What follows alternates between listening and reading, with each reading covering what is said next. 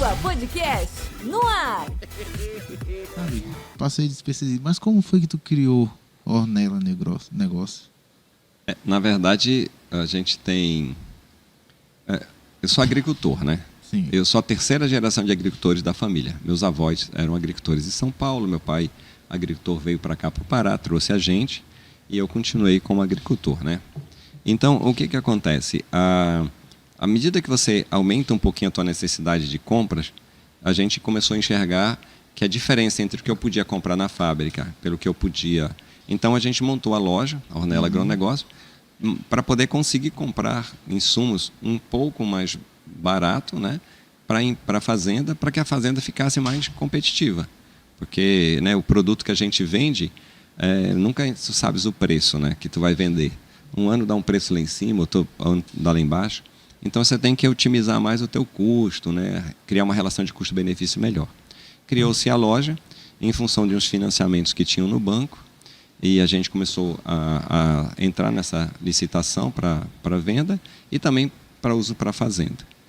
Paralelo a isso, meu pai começou a mexer com semente de pastagem lá em São Paulo. Plantar semente e vender para as empresas. E ele me convidou para entrar de parceria com ele, isso há 25 anos atrás. Eu fui a São Paulo, entendi como funcionava. E aí eu vi que a semente que ele vendia, que ele plantava como agricultor e vendia para uma empresa, essa empresa embalava, vendia aqui no Pará com valor agregado bem alto na época.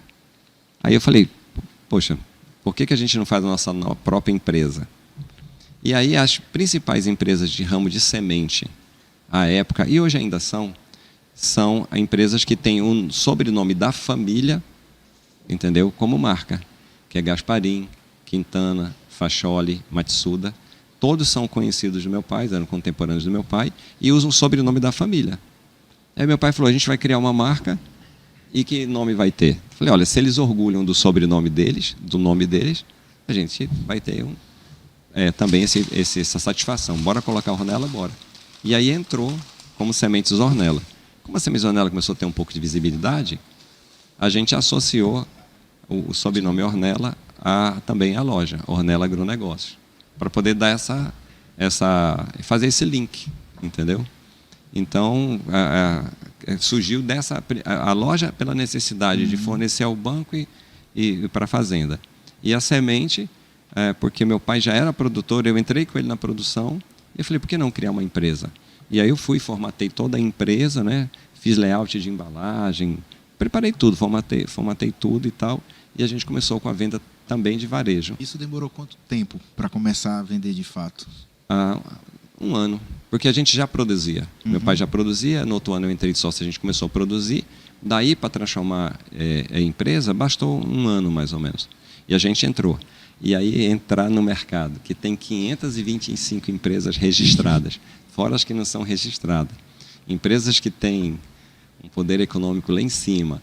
Mas isso aqui, tu diz? No Brasil, né? Brasil. Porque quem comercializa semente, comercializa no Brasil inteiro. Não tem, são poucas regiões no Brasil que produzem semente com germinação para comercializar. E pode vender no Brasil todo, né? E aí a gente entrou nesse mercado. O primeiro ano foi um desastre. Foi um desastre. A gente trouxe para Capitão Poço uma carrada, onde é o Hotel New Tóquio. Era o meu depósito de comprar e vender maracujá, e eu botei a semente lá para vender.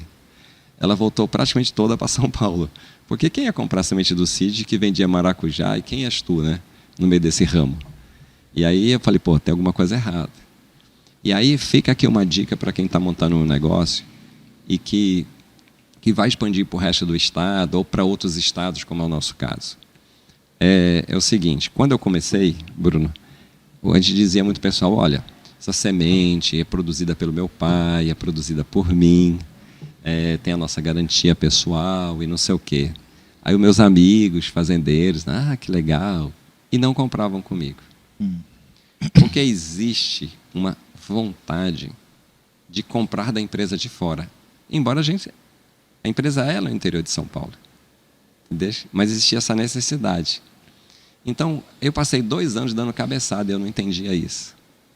E assim, aí quando a gente começou, que colocou vendedores, e o vendedor chegava e dizia assim, olha, essa empresa é lá de São Paulo, está aqui o endereço, todos os dados direitinho, nota fiscal e tudo. Aí começou a vender. A mesma empresa na mesma embalagem. Quando a gente começou a não apresentar que era nossa, que era daqui. Embora o nome era mesmo e tudo mais. E aí a gente contratou uns vendedores e eles começaram a vender. E aí começou a vender. Porque o cara estava comprando semente de São Paulo. Entendeu? Não estava comprando do CID.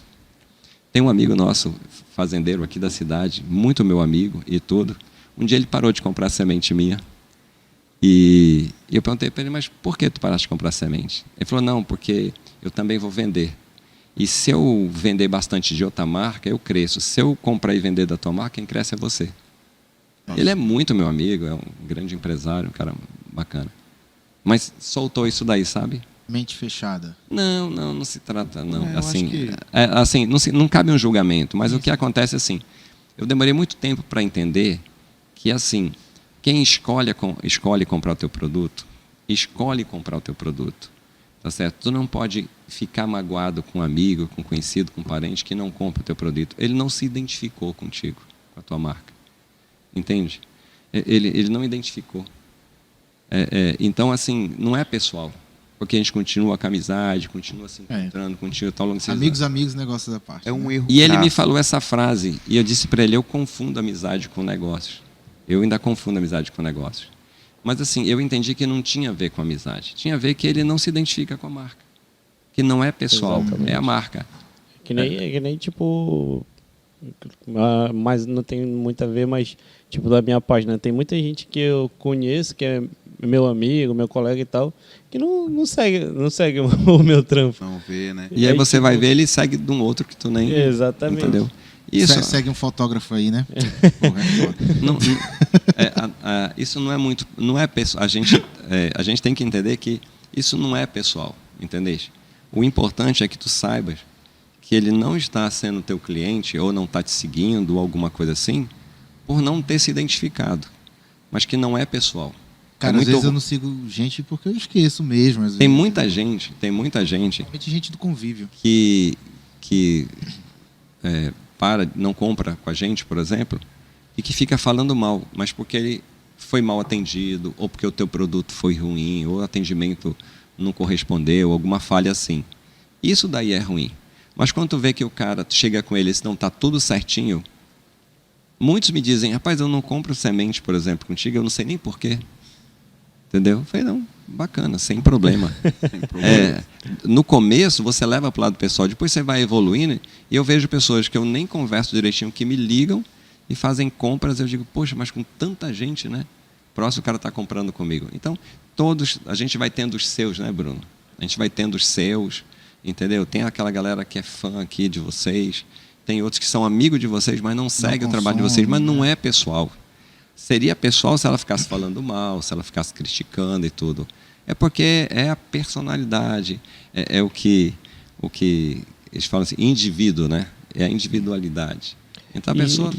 E hoje a Ornella, semente, vocês vendem só semente de pastagem? Ou só de pastagem, não vende isso? Tipo de milho, feijão? Não, é porque... Só pastagem. É uma outra linha totalmente diferente. Quando você quer entrar em milho e grãos, você entra numa outra classificação. E aí ela é muito mais competitiva e ela é muito mais burocrática, vamos dizer assim. A semente de pastagem, como a gente já está nessa seara há 25 anos, então você já está ali registrado, você já domina. É um mercado totalmente separado mesmo, entendeu? Então é bem mais simples. Uma frustração numa safra de semente, tá? Aí a pessoa vai ali perder aquele pasto, aquela coisa. Uma frustração numa safra, numa semente de milho, o cara perde o ano. Porque não dá tempo dele preparar a terra, pegar outra semente e plantar. Soja, a mesma coisa. Porque do plantio à colheita, o cara tem aí mais ou menos 100 dias. E errou uma semana, ele perde o ano. E os volumes são muito grandes, entendeu? Então, é uma outra linha totalmente separada. Inclusive, quem nos fiscaliza não é o mesmo que fiscaliza semente de milho, de soja, essas coisas assim. É uma outra divisão. É o mesmo órgão, o Ministério da Agricultura, porém são especialistas em semente de pastagem. Os de soja, os de grãos é diferente. Eles chamam de grãos, né? No geral.